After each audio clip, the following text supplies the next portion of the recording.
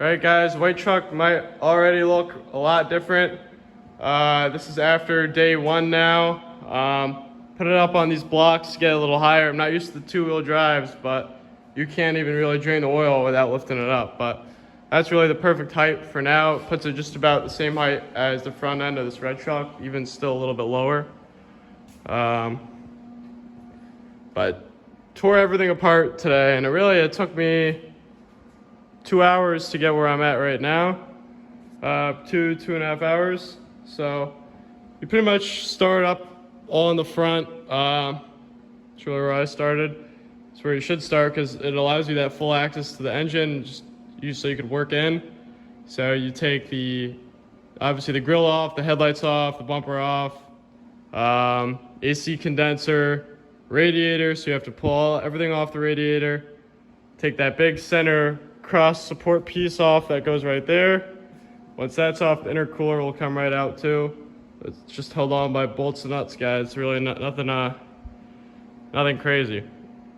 So yeah, I'll show you guys all that stuff back here. So got it all laid up on the back, put a board here so we can hold this stuff, and it actually it adds up. It's a ton of different things back here. So you see, that's that support I was talking about.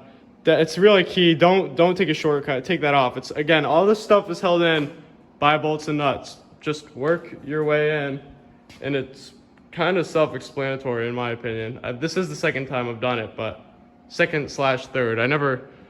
I tore apart the parts truck, but not really to the extent that you do to remove an engine that you actually want to keep, if that makes any sense. So once that's all torn off, really made it into the engine. Again, this stuff, well, here, it's probably not quick if you don't know where everything is and you've never done it before. This obviously is taking me a little bit quicker than the first time I did it, because I know what to look for, but just tore the whole AC box off. Not going to reuse it anyways, just got to get it out of your way because it's just a massive piece. You take that 42 pin off, and just I would leave the engine harness on the engine and just pull it out with the harness on the engine. And then that's kind of why they made that 42 pin, so that you could do that. I have the spider off already because I decided to send it to powder coat. You probably don't need to, but you should. It's just, yeah, why not? Yeah, take the spider off. Intercooler pipes are off. I'm probably gonna pull that turbo tomorrow. Just makes it easier. Here's I believe it's a ground from one of these relays here that you gotta take off from the solenoid here, from the firewall. Same as this here. Not really sure. This is for some sort of hot, I think. From the hot side, battery cable on this side. So it goes with this whole big harness. Yeah, and it's just, I mean, it's all stuff that's in your face. Like, there's like an AC refrigerant hose that goes to the back of the compressor you gotta take off. And yeah, so downpipe you're gonna have to take off. But right now, as you can see, I'm just about there already. Gotta take the bell housing bolts off, or the ZF housing bolts off, because there's not even a bell housing on it. And the turbo off, motor mounts, and do not forget the where even are they, because they're a lot of fun. I can already see how clean they are, being sarcastic. The fuel lines, those right there, you can probably barely see them with the metal clips on them. Gotta disconnect those. I might even, if they're being enough of a pain, I'll disconnect them all the way back there, but those look just as filthy. So this engine leaked an insane amount. Like, just look at it. So it's really why I'm trying to get the engine out as fast as possible, so that as soon as possible, so that I could take the parts I need off of this, like the plenums, 3-inch plenums that I want, and just be able to fully detail out the engine bay, because it needs, that's probably where most of the time's gonna go for this. So yeah, guys, stay tuned. Working away at this pretty quickly. Yeah. All right, guys, so as you can see, Next day, I think I left off with the whole front clip off and the radiator and everything was off. So, but for any other stuff, so wiring, battery cables had to come off. You gotta disconnect the ground from the block right there. There's a hot and a ground on this stud right there. There's connections to that solenoid right there. Balancing bolts have to come off. Oil filter has to come off. There's a connection to the oil cooler right there that has to come off. All these power steering hoses, 42 pin, yeah. So once that's all disconnected, everything's off of it. Got a chain on it. Most important thing I'd say is you must take the turbo off or that engine's not going to come out, pretty much.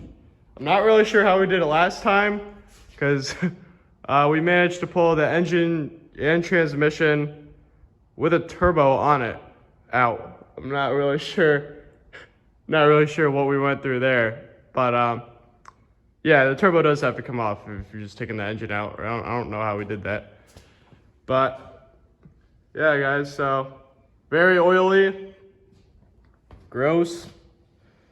Remember, those fuel lines have to come off when you guys are doing this, and yeah. But once that turbo was off, it was really not easy, but pretty smooth from there. So yeah, guys, it's just about out now. And I'll record when it's on the ground and really show you how dirty and nasty this thing really is. So stay tuned. All right, guys, so ending here for today. As you can see, the engine's out. Again, the biggest thing with this all was the turbo. Take the turbo off. You take the time to the time that you think you're saving not taking the turbo off is the time you're going to be spending banging it against the wall trying to figure out how to rip it out. So take it off. I just wanted to show you guys just how caked everything is with oil, especially on this side. It is very impressive. Not probably, the worst I've seen. It goes probably to the end of that control arm there. Wall there, everywhere. This side, not as bad. Now, what I think it is, I'm pretty certain what it is the oil cooler. The oil cooler. Oh my god. The oil cooler is on this side. Which was what explained that. And also when the truck was running, I would literally watch it drip. Like it would actively drip in front of you. Which is not good at all. But other than that, once the turbo was off, it went very well. Didn't really damage anything. Got the old engine here. And as clapped out and bad as it seems, there's so many good parts on this that I've been looking for because it's a rust-free 7.3. Might sound funny, but that means clean manifolds, something you cannot find here in the north. Look how clean that oil cooler is under the oil.